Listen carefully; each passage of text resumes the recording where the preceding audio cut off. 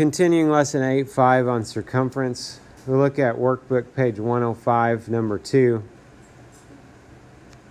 So circle A has radius of 21 meters, circle B has a radius of 28 meters.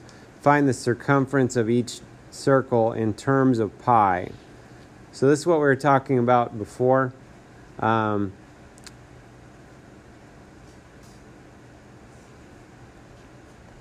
In terms of pi means we just keep the pi in our answer. So for circle A, I'm using this formula because they told me the radius. So the radius is 21.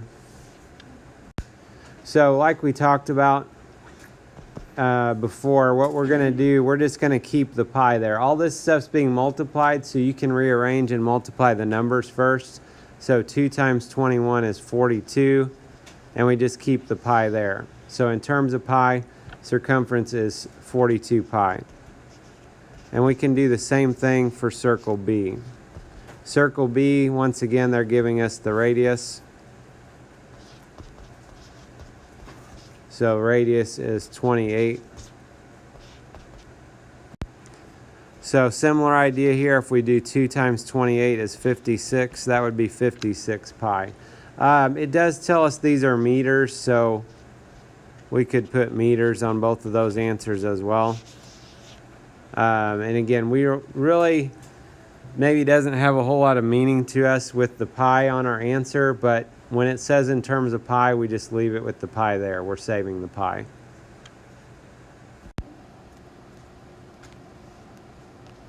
If we look at number 4, I don't think we've done a problem like this yet. How much fencing is required to enclose a circular garden whose radius is 14 meters? Use 22/7 for pi.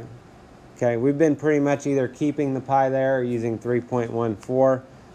So this one, they're giving us the radius, so if you want to use the formula with the radius. Otherwise, if you'd like to find the diameter and then substitute that in. Okay, so the steps are pretty much the same. It's just instead of 3.14 for pi, we're putting 22/7 there. The radius is 14. Understand for this, we're talking about enclosing a circular garden that we would need to do the circumference first of all. Okay, obviously we're in the circumference section, so that's what we're going to do every time, right? But we need to make sure we understand why we're doing this. Then we have some whole numbers here. So if we're going to multiply these, we need to put these over 1 before we can multiply. Technically, since we're multiplying these, you could reduce the 7 and the 14 down. You don't have to do that. If you don't do that, multiply the denominators, you'll get 7. Multiply the numerators. So that would be 616 over 7. When you divide that out, you get 88. So that would be about 88 meters. A lot of times when you see 22/7 being used for pi, generally a reasoning for that is either the radius or the diameter are divisible by 7. In other words, it's going to come out evenly when we divide it.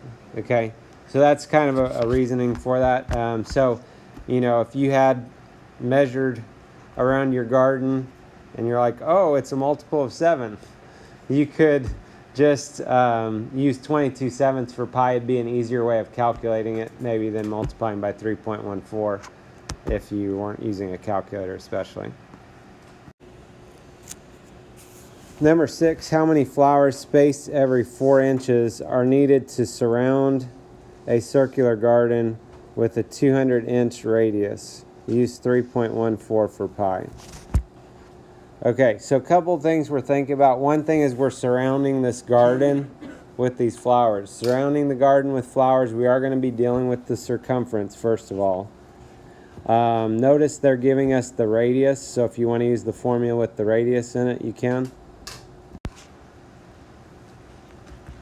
So if we use 3.14 for pi, if our radius is 200 inches, if we work that out,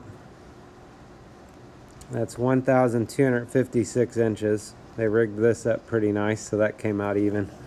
That's our circumference. So that'd be the distance all the way around the circle. And then we would take that circumference. We're putting a flower every 4 inches, so we would divide that by 4, and that would be 314 flowers. Number 9, we have 2 circles, circle Y and circle Z. Circle Y, radius of 22 meters, circle Z, radius of 27 meters. First thing, they ask us to find the circumference in terms of pi. So for circle Y, since they're giving us the radius, we've already done one like this, so we'll just kind of go quickly through this process. Radius of 22, that'd be 44 pi meters for circle Y. And then circle Z,